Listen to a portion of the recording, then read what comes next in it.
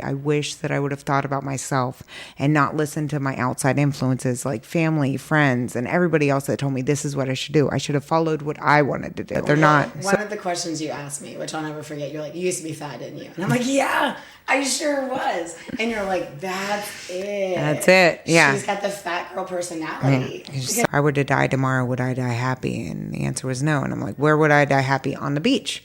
So 10 years ago, I looked up this place, which, am I allowed to say this? I don't know. This might have to be edited out, but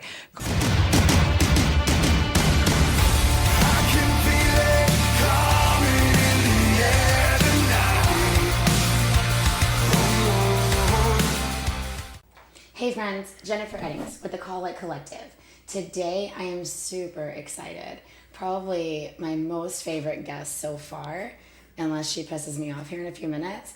It is truly my best friend. Her name is Crystal, and I'm going to let her introduce herself a little bit. Hey, I'm Crystal Snead, and that's what I do. I like to piss people off. Very good at it. Honest and also to the point. To the point where, yeah, a lot of people don't like it. But I love it, and I love you so much for being here. And you and I talked a little bit about this, right? What we were going to talk about or whatever. What you forgot to tell the two people that are watching is that, what do you do for a living? I'm an LPN of about 18 years. Prior to that, 11 years. And then prior to that, I was a CNA for about 5 years, nursing home. So I've done nursing home, I've done psych, I've done short-term, long-term, acute care. And when it comes to nursing, I'm definitely chose that as my career for the long haul. I think you absolutely do. So now you're doing home care, correct? Yes. Okay, perfect. Home care for about 3 years now. Yeah. And how do you love it? I do. I prefer it over long-term care, obviously, or like working in whatever. Nice. Inpatient, 100%, because the workload's a lot less and it's a lot less stressful. So did I take a pay cut? Yes. But was it worth it? 100%, because the stress level is so much more reduced than what it was when you were dealing with a lot of extra charting and issues and grievances and everything else. It was a lot. So mental overload, I would take a pay cut for mental ease any day of the week. Amen, sister. You and I, we became friends almost instantly. And it was before we even knew that either one of us were a nurse, right? So we didn't really connect necessarily over nursing. We connected over energy and spirit and love.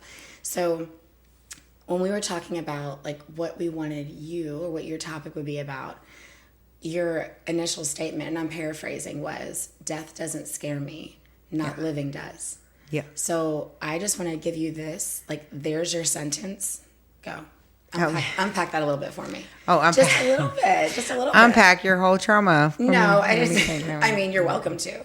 But I meant, like, what does that mean? Like, in nursing, when someone says death doesn't scare me, not living does, what does that mean for you? Okay. Well, most of my experience is obviously with long-term care. I've had many thousands at least of elderly people that I've taken care of throughout the years, and 100% of them will always tell me things like, I wish I would have done this, I regret not doing this.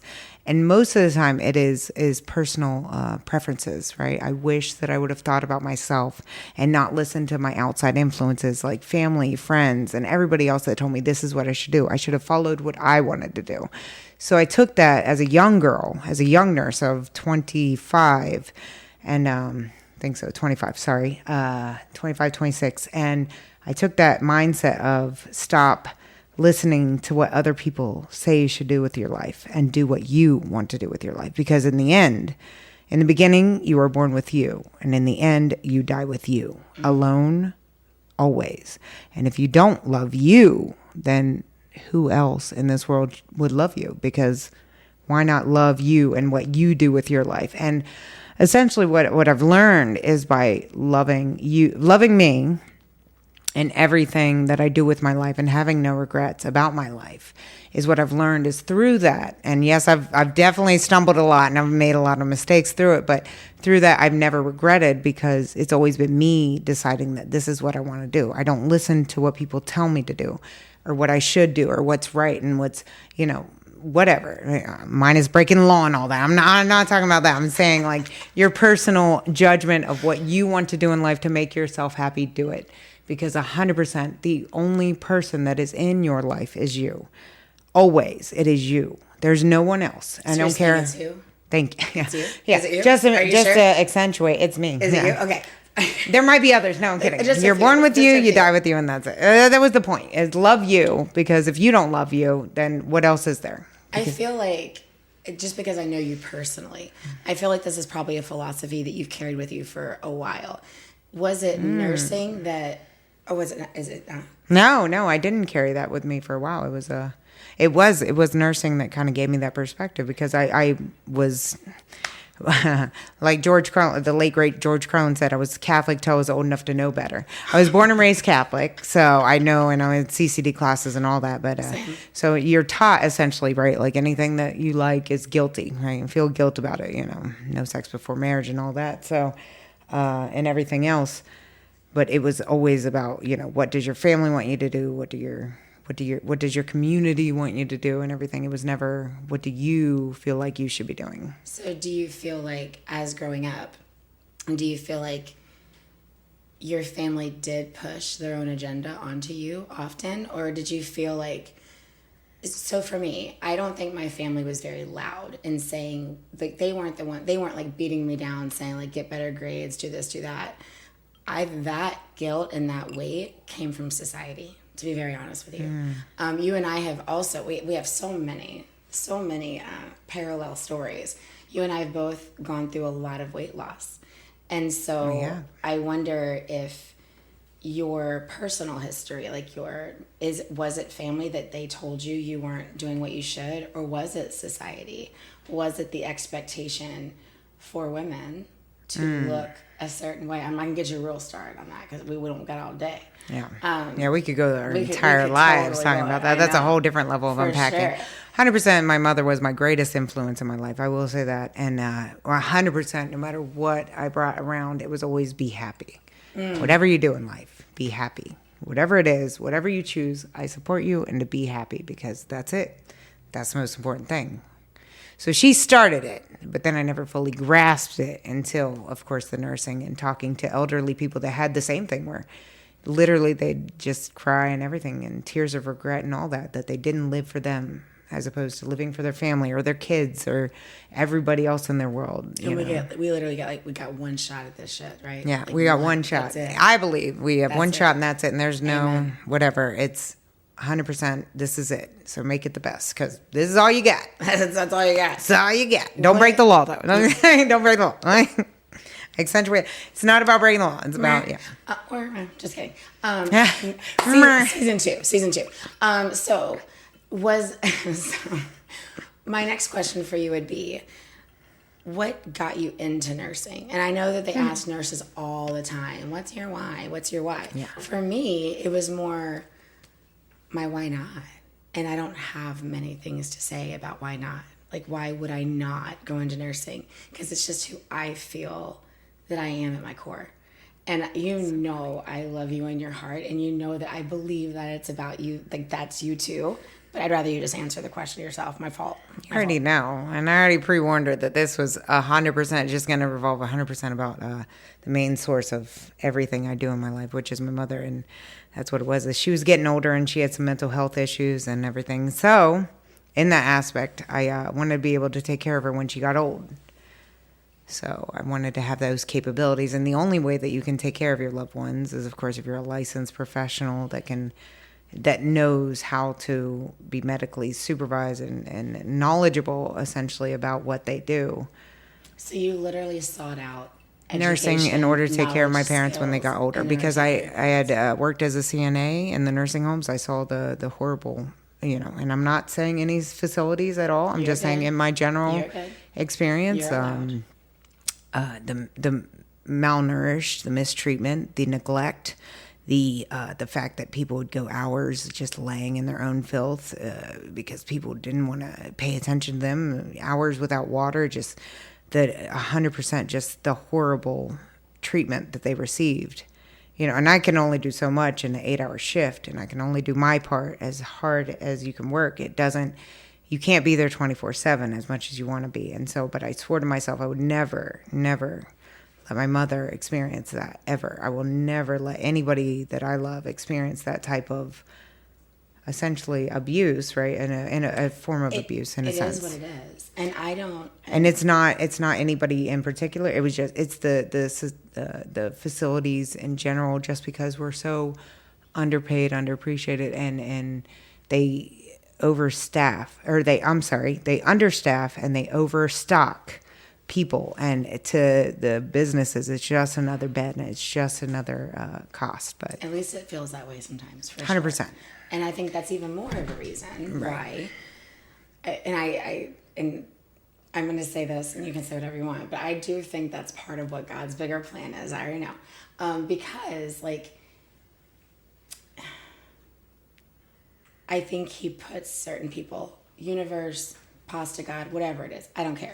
I think there is a greater power that puts the right people in healthcare, because at least, well, maybe not everybody, but for the most part, someone that has your heart. Now, I would never say his name, but I've met the young man actually that you take care of, and watching you with him is something that I love so much. You're gonna be pissed off later. She's gonna have an attitude later, but it's okay. You've always said you didn't want kids. It's just not a thing for you. God, no. Yeah, okay. Hell no. Just not a thing for you. Are we going to let it curse? Good. We're good. We all curse. We all feel the same. Edit that out. No, don't. It's so funny to me, though. Not funny, but it's ironic to me that you talk about not wanting to have kids for your own life. But you take care of everybody in your life. You are a parent, pseudo, for your young man. And it's the most real relationship. Like, the truth is, kids are hard. Special needs kids are hard. You can get frustrated with a situation and still love the person. And that's what I see. I'm not saying I see you frustrate them all the time, but life happens, right? And you just take it like I do as a mom. I get very frustrated with my kids. My oldest one, that kid tried me for sure. And I always knew Jay would be a part of the picture. I'm just thankful he's a corrections officer and not on the other side for sure.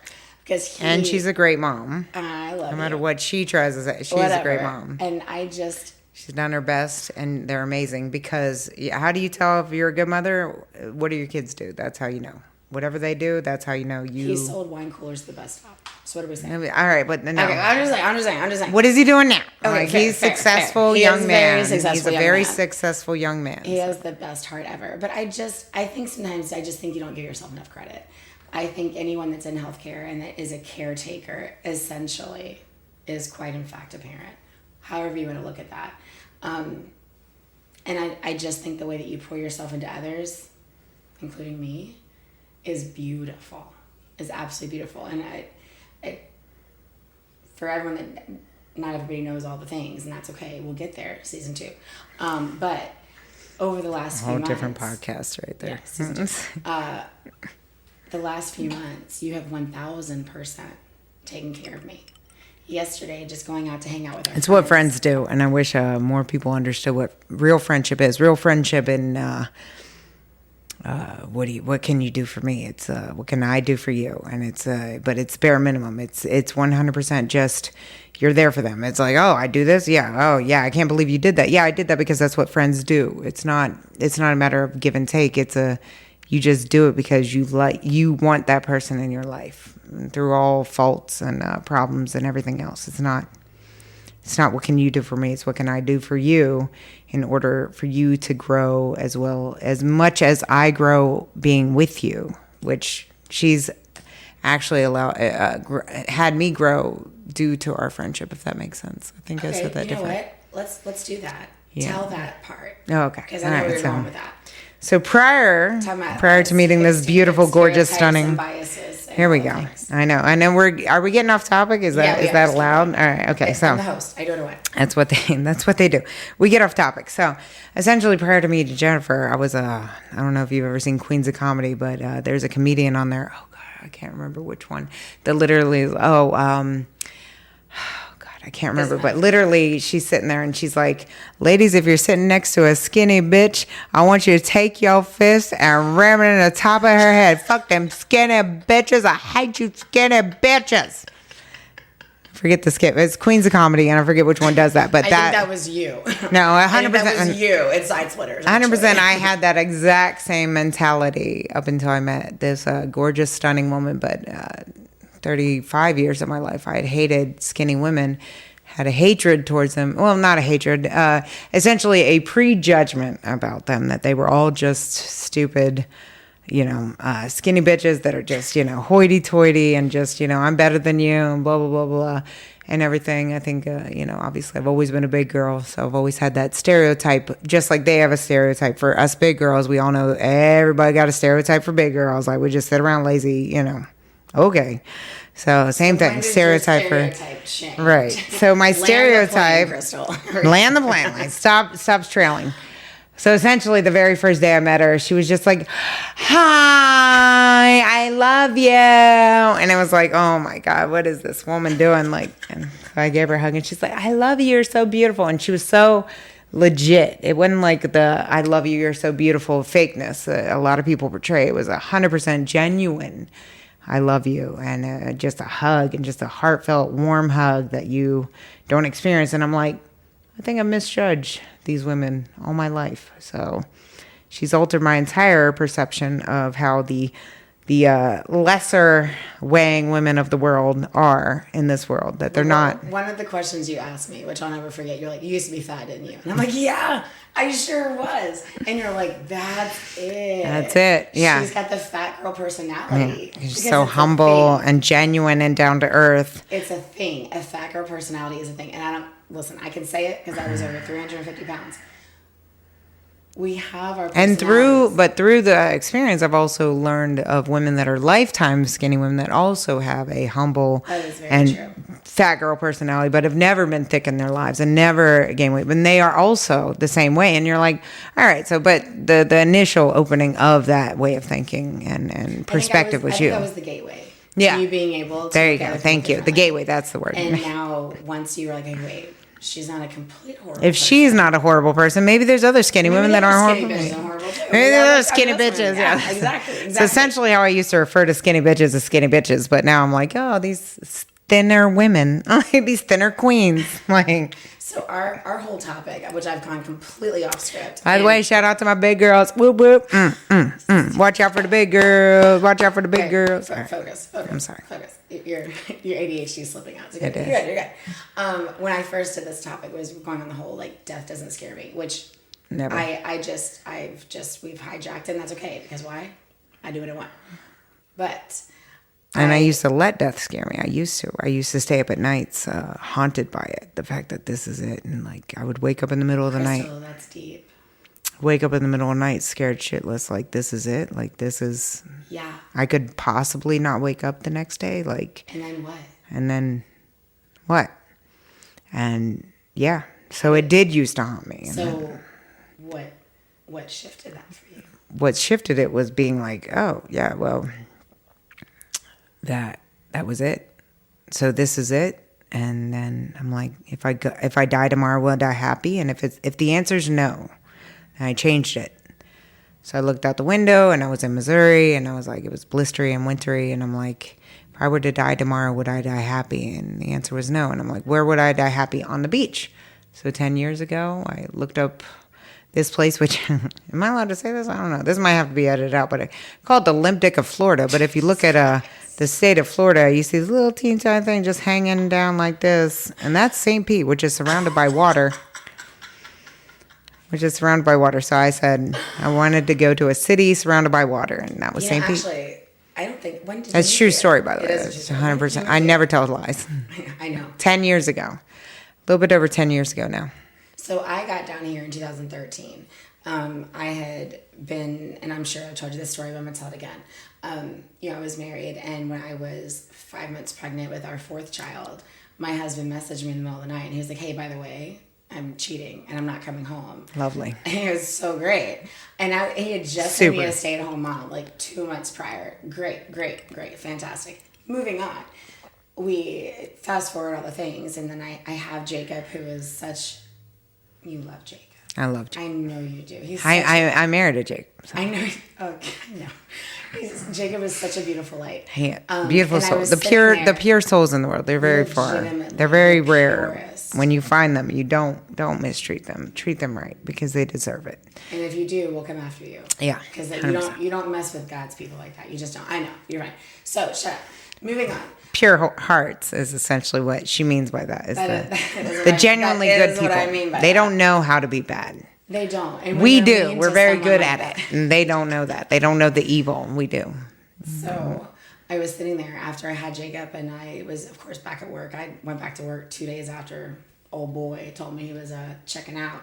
But Amazing. I was sitting there, and I'm making, $13 an hour as a medical assistant, 4 kids. How much child support?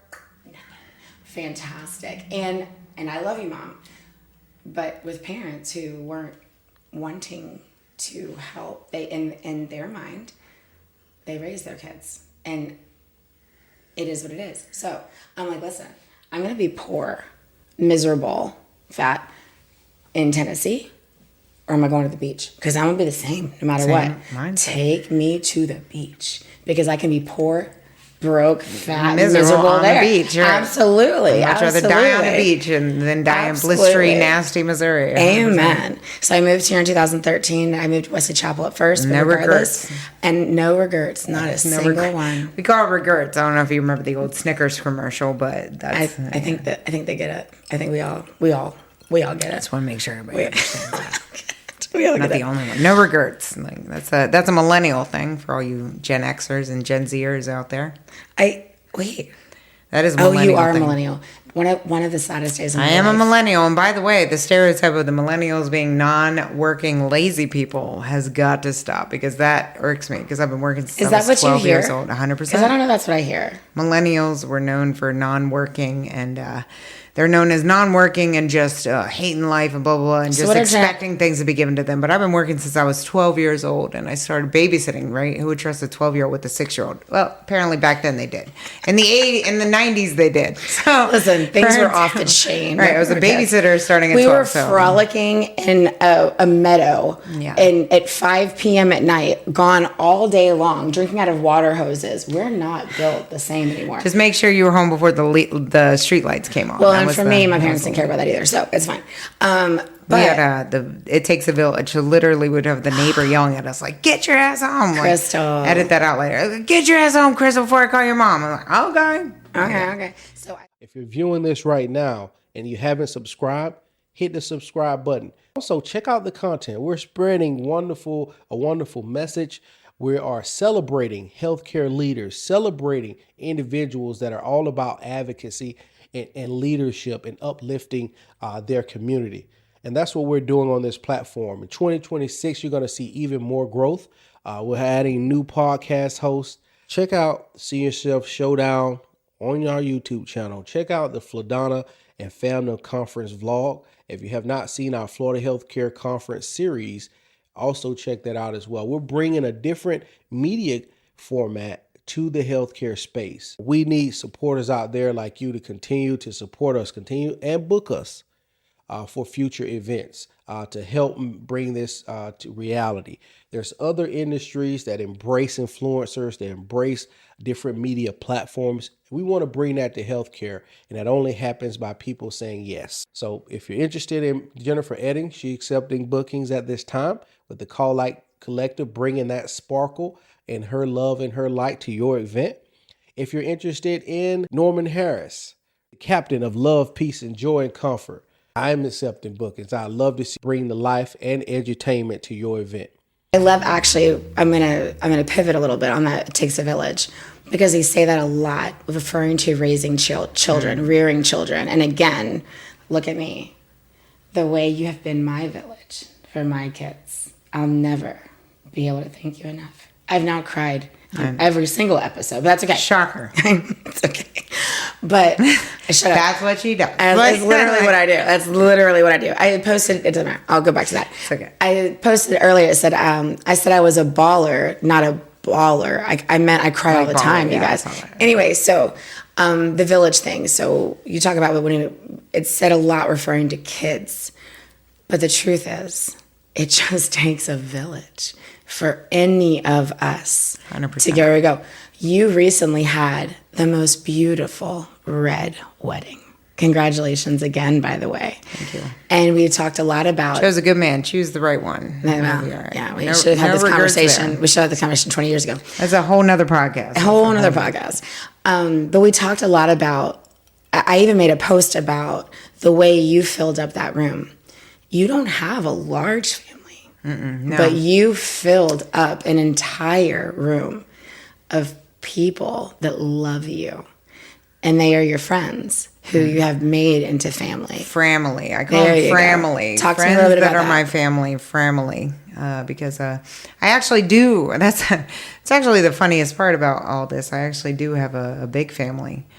A big, huge family, in fact. And I didn't know that. What I've learned is that my mother was like essentially the black sheep of the family. And so through that, I was essentially the black sheep in the sense that I chose the non-traditional role of, instead of marriage and kids, right? You know, you graduate, you get the education, you find your husband, you settle down, you have the kids, white picket is that the way it fence and goes? all that. Yeah. Oh, I missed that. Supposedly, yeah, Okay, that's the way it goes. But I chose the single route of single, forget that, focus on career and just having fun. And that's essentially why I don't have a lot of family that support me in that sense, is because a lot of them didn't understand or relate to. And our family that's a whole different podcast, believe it. Season 4? Oh, yeah, Season 4? Season 4. Season 4, cool. Is it season 4 or season 6 now? Because, yeah. So there was a stereotype there of what you're supposed to do and how you're supposed to act. And I think... my fondest memories is whenever we would actually all get together as a family, our biggest conversation would be, who lost the most weight and who's the most successful. That's that's not intimidating. Yeah, that's not, and it was always, obviously it was majority women in the family. Was that right before the caroling and the Christmas cookie baking? Is that kind of when they fit that shit right in there? Before they made the Buckeyes in the hills of West Virginia. There was also... They asked you how much have you disappointed the family this year, Crystal? Who's the fattest one this year? And before we eat this buffet, who's the most successful out of all the kids? And it was a battle of who was the greatest cousin type of thing. Oh, God, it was awful. So essentially, I had nothing in common with any of them. And so, I essentially, through that, I've learned to make my family, my friends, my family. And have I gone through many friends and trials and tribulations of friendships that I thought were family that in fact were just people that wanted to use and take advantage and abuse that essential giving that I ultimately have inside? Yeah, but Death a whole nother podcast. Yeah, another podcast. Podcast 5, 6, 7. Yeah, we're on season 12 at this point. So a whole lifetime of podcasts. If you were to, let's just imagine Jacob is sitting in front of you. And so for those that don't know, which you should, Jacob is my youngest son. He was born October 22nd of 2012. So 2025, he'll be 13 this year. And I don't know when this episode's dropping, so I don't know if he's 13 yet or not. Imagine Jacob sitting in front of you. All of your experience, your life lessons, the things you've been through, your challenges, your wins, your losses, whatever.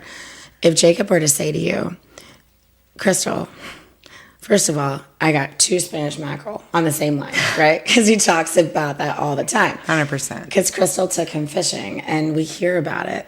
Everybody loves fishing. All the time. Only sport you can play with, no matter what your age, weight, or physical capacities are. It's the only sport in the world that you can play no matter what. So if Jacob were to say to you, Crystal, can you give me one tip, piece of advice, life lesson, something to where I hopefully can spend the least amount of time as possible living in somebody else's expectations to get me to where to learning how to love yourself and learning how to live for yourself, that's not a Cracker Jack box thing. You don't just open it up and here you go. That's hard, Crystal. And I don't even know. I do know. I'm not completely there. Well, it's constant work, too. It's not just you learn to love yourself and that's it. That's not how it works. It's every day you choose you. So tell Jacob how to start. I think you just did. But do it That again. was- I know. Sorry. Every Do it again. day you choose you. Like that's essentially the main thing. Every day you choose you as in now for younger people, like he is 13, you said he'll probably be. So Yeah. at that point I would be education because I would say that if I could go back, if it wasn't the age I was, it would definitely stress education above that. And I know that's what all old people say. I mean, quote unquote old people. I am one of those now. That's what all old people say, but it's so important because with education, and once you have the certifications and the licenses for anything, it opens so many more doors for you that would not be opened if you are to just give up and drop out and everything. And I was a high school dropout, and it was so much harder because I was a high school dropout. I dropped out senior year. I know, right at the end. Everybody's like, why? I didn't attend any of my senior year. I was literally skipped almost every day to where they were going to kick me out anyway. So I was like, forget it. So yeah, I was a high school dropout that literally got my GED at 21. So, Well, that's impressive. yeah, Crystal. but it's one of those things where I stress education because if I were to do it again, I would have obviously been certified and licensed in way more than what I am now.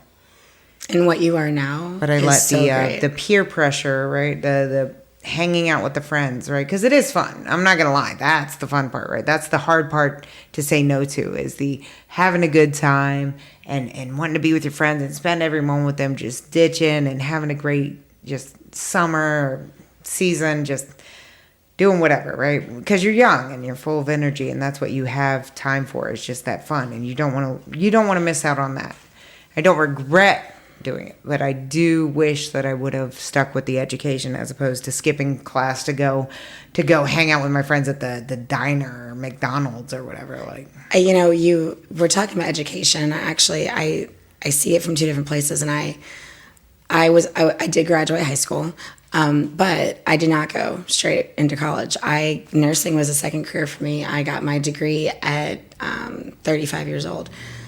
But I would agree with you to stress education because it would have been the distraction away from some of the poor choices. And had regardless of whatever degree I got, I could have been a bachelor's degree in pears. I don't know, but it would have kept me busy, and it would have kept me out of trouble. And it would have kept me focused on something. Yeah, here we are. when you're young, there's a lot of trouble. Here we available. are. God, there's 3 way more marriages, trouble available. 4 kids. Here we are. Here we go. So I do believe now. Again, I go back to this all the time. I'm thankful for my life and my journey because I would not be the woman I am today if it wasn't for the challenges I went through. And for the first time in a very long time, I can tell you I love myself today, and I'm so proud of myself. And I'm thankful for the things I went through. However, did the little Jennifer, the young girl Jennifer, deserve an easier path? She really did. And when she have learned this, right, the loving yourself earlier, had we have done, both of us, I'm not just saying me too, had we have done what we should have done earlier, would we have learned to love ourselves earlier? And yes, choosing ourselves every day. Even if it's to be a master of pairs, I would have still been not a single mother. I wouldn't have been a 20-year-old driving up to Jackson, Tennessee on the weekends to see my boyfriend who was in jail. I wouldn't have been putting money on books. I should not have known what putting money on books meant at the age of 20. I should not have. I wouldn't have been an 18-year-old driving male prostitutes around. That is facts, by the way. No lies. But it's past the statute of limitations, so you can't get me. 40 now. We're done. 7 years passed. There is not a single part of you are so stupid. Male prostitutes. I do my best to I'm like, well, not female. This is how bad I am. And you're like, oh, no, I got you. I see your male prostitutes. Which, by the way, it was good and I'll money. Raise it was you. good money. Oh, you just keep going. You just keep going. I was trying to give you an out, and you just keep going. I'll raise you. Yeah, I'm sorry. I'll raise you your male prostitutes, and I'll give you, 2 children out of wedlock. And the other day, you and I've lived my life. Right. That's what your tombstone's going to say. I've seen both sides. I tell people I've seen the underground. I've seen the stereotypical society that everybody sees, but I've also seen the underground that nobody talks about. Topics that nobody approaches. I've seen that. I've lived it. I know it. And nobody How ever... many people do you think actually know that, but just are afraid to admit it and say it out loud? Oh, a lot. Way more than you know. I could tell you some stories for sure. That's a whole nother podcast. Yeah. I could tell you some stories. You better email me at crystalsnead@yahoo.com if you don't want your story coming out in season 7. If you want, I won't give names, but I'll definitely tell some stories. And if it's you, I'm sorry. That's my bad. But I won't give your name personally, so nobody will know it's you unless you say it's you. If there's one thing anyone, again, the 2 people that are watching, they can take away from this, is that I think our common, we have a lot of them, but one of our biggest common denominators, or whatever, that's not the right word, doesn't matter, is humor. Is using humor. Oh, yeah. Yeah, so nursing in general, you have to. Nurses have to have a dark sense of humor, or you will not survive. And the other day, you and I looked at you. Can't take anything literally. Not as well. You can. Somebody spits in your face, doesn't like their food and throws their tray at your head. You just laugh it off. You're like, all right, Ethel, you don't need to eat today. That's fine. There was an older lady one time, and she was like, all right, Catherine. And there's no Ethel in particular. I was like, my name's not Catherine. It's Jennifer. She goes, sweetheart, 87 years old. Your name's whatever the fuck I want it to be. I said, Catherine, it is. I got you. You're good. You're Catherine. You're Catherine today. You are today. And so using humor to get through, and I love those memes. It's I can't even be sad because I got a joke. 2 seconds later, when we were doing our Olympic diving competition, if you guys haven't seen it, check it out. 2,000 views already. And I went to introduce myself. And I was like, coming into the board, Jennifer, Adams, Grimm, Eddings, Falcone, Eddings. Here I am. Because if I don't make fun of myself, and this goes back 100%. To the fat girl stuff, right? Yeah. If we don't make fun of ourselves first, 101. Somebody else will. Someone else will. And even if we do make fun of ourselves, there's always somebody that wants to make a comment and wants to make you feel bad about yourself. And and that's the thing. If you are ready for it, if you prepare yourself mentally, that's it. And you joke about it with yourself, then when somebody says it and they mean it and they want to be mean, you won't get offended because you'll be like, please, you got that? I got worse for me. I know worse to tell myself. I said worse about myself. You're not going to hurt me today. I assure you. Exactly. I think I was talking the other day to some nurses in the hallway, and we have one-liners that we use all the time. And someone will be like, oh, I'm sorry, I thought that was you. I'm like, oh, don't worry, I've been called worse. It's okay. I say it all the time. So what is a one-liner you think you say consistently, whether it's at nursing or at home, that you do it? What? Bare minimum. Bare minimum. What's the other one? Aesthetics. Very much about aesthetics. I've heard the bare minimum shit so much lately. However, bare minimum, but that was the reason why I stressed the bare minimum is because, oh God, that's a whole nother podcast. I feel like that's like a relationship podcast. We can't even delve into that. We're supposed to stay focused on what we're talking about, but we went off essentially what it was is that I raised my expectations of what I deserve. That part in a relationship, and because I raised my expectations, I found above my expectations. It wasn't just what I wanted. He was above and beyond, and that's why I always stress bare minimum, because the things that women now accept from men are just not even the bare minimum. They're not even meeting their standards. Men are supposed to hold doors. Men are supposed to pay. Men are supposed to take care of you. And no, you're not a gold digger if he buys you a freaking dinner at McDonald's. No. Gold diggers go after millionaires and billionaires, not you taking her out to the steakhouse down the street. I should have married better. That's for sure. Well, it's actually, and I know that he's on camera right now, but Norman is our ever trusting and faithful producer. And today, our first guest that arrived earlier, getting a kick out of this. He said earlier, he was asking, he's like, wait a minute. He's like, I do want to talk about this. Why don't we focus more on teaching young ones? Yeah. Pick better, pick intentionally, pick for the right reason. 100%. And that's such a profound question. Why don't we? And then I was asking myself, I'm like, well, wait a minute. Because we've lowered our standards. We lowered our standards, but why? Because all these, oh God, I know it's. I'm sure you can have your reason. No, people are going to stress daddy issues for me, for sure. No, people are going to stress that the reason why, and I know everybody is the standard issue, but it's 100% what we're taught with movies and TV and news and everything else, right? Because what was that? Are You Lost, Baby Girl, and all the Good Girls TV show where the Puerto Rican drug dealer was essentially hot for everyone, but he was also no idea what we're talking about. Horrible. Essentially, what I'm saying is that mass media influences women to lower their standards of what a good man is. A good man is not a man that degrades you and talks down to you and calls you, it might be edited later, but calls you a bitch and, I hate you and you're stupid and everything else. Because even though they're saying it in a joking manner and you laugh it off, it's not a joke. A man should never insult you. Ever. Even when it is in a joking manner, it's like, you're stupid, you're worthless, And it can go both ways.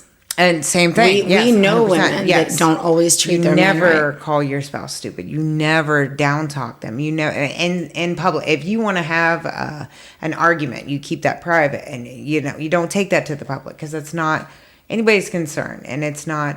It's one of those things where you don't degrade your spouse in front of other people, especially in public, because then they look down on him, right? Like, for example, for me, it's like if I have an issue with my husband, it is 100% like I will take it to him and not take it to a friend or whatever. And there are certain instances where I've had to catch myself where I will start down talking him. I'm like, oh, I gotta stop that, because I'm human, yeah. But once again, that is one thing, is that people need to stop allowing people to better. To pitch. We have to pitch that better. Less than the bare minimum is okay. Yeah. As a man should be moralistic. And women too. I'm sorry. Not just men. Women too. Be honest. Be upfront. Communicate. And not just communicate like, oh, they should know. No. Nobody's a mind reader. Nobody can read what is on your mind. You can't tell what I'm thinking. I can't tell what she's thinking. Because you don't know the traumas they're coming from. You don't know where they're from, what their background is, That's who right. they are as people.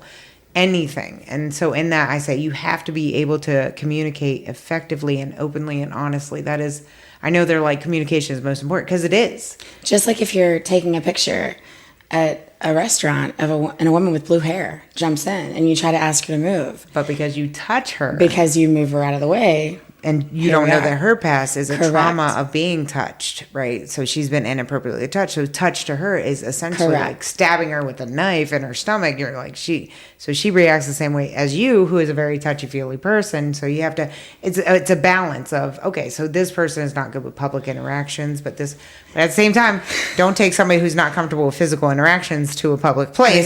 There's that. There is a lot, so I think if there's one thing that our faithful audience of two can take away from this, is you and I both communicate, are undiagnosed and unmedicated for ADHD. 100%. Because somehow we ran to 17 different topics, and I would not want you any other way.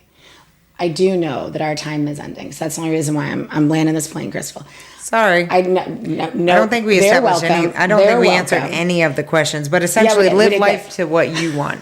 Don't listen to anybody else. I'm the host. Thank you. I'm gonna tell you something.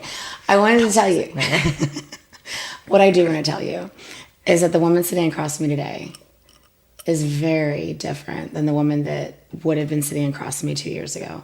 I loved both women deeply in my soul. I am so proud of you. I am proud of the growth.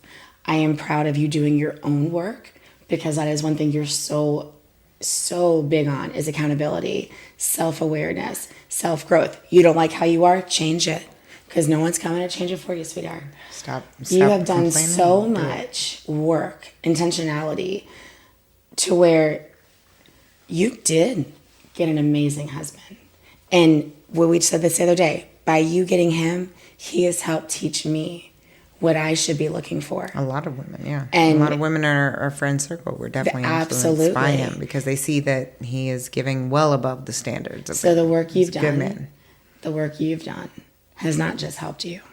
The work you've done has helped a society of women who look in on you and are like, wait, what did this bitch do? Because he hasn't even called her ugly once. Like, he hasn't fat shamed her at all. What? You will never hear a man insult me. Exactly. Oh, they say healthcare is not interesting. I beg to differ. At Comfort Measures Media, we're proving every day that healthcare is entertaining, educational, and full of stories worth telling. We deliver knowledge, resources, and real advocacy in a way that engages, inspires, and connects. Florida, #1 healthcare edutainment station. I am Norman Harris, the networking solution. Let us highlight your organization and give it the voice it deserves. Ooh. So I just wanted to thank you, seriously, because you're a beautiful person, and I'm proud of thankful. you because you're working on you and you're boosting yourself up I am every working on single me. day. You're right. I am working on So, me. and everything, every day is a work. It's not, you yesterday is not Jen today. It's not Jen. So another thing our audience can now decide and see for themselves is that Crystal doesn't take compliments well. Crystal likes to turn it back on somebody else. No, what I've learned is that you don't just accept compliments, you also give compliments, because the person that is giving you a compliment deserves compliments as well. Don't just make it all about you. It's not about being self-centered. It's about also being aware of other people. If you guys think this was painful, you should see us on a Friday night. It is absolutely the best. You have been the best part. I don't think we've answered a single You question. have been the best part of my life for the past few months. And I do want to thank you, because I don't know that I'd be here. I know I would not be sitting here trying to reach back into the flames of hell that we just crawled out of, because we promised once we came out, we would always reach our hand back to help pull somebody else out. And had you not been who you are, I wouldn't be here today fulfilling that promise that I made of trying to reach back and grab other women. Heard, but don't forget, I hate try and save somebody from drowning when you're drowning too. This is the Call Light Collective. Until next time, all my love, all my light. Because I'm like, you can't save somebody drowning if you're drowning as well. Like, you don't do that. We could go on and on and on. That could have been a better ending. I just have to shut. Jennifer, thank you. Yeah. Until next time. We're done. We're done. Because that's the only way that we're done. Otherwise, we'll just keep going. That's it.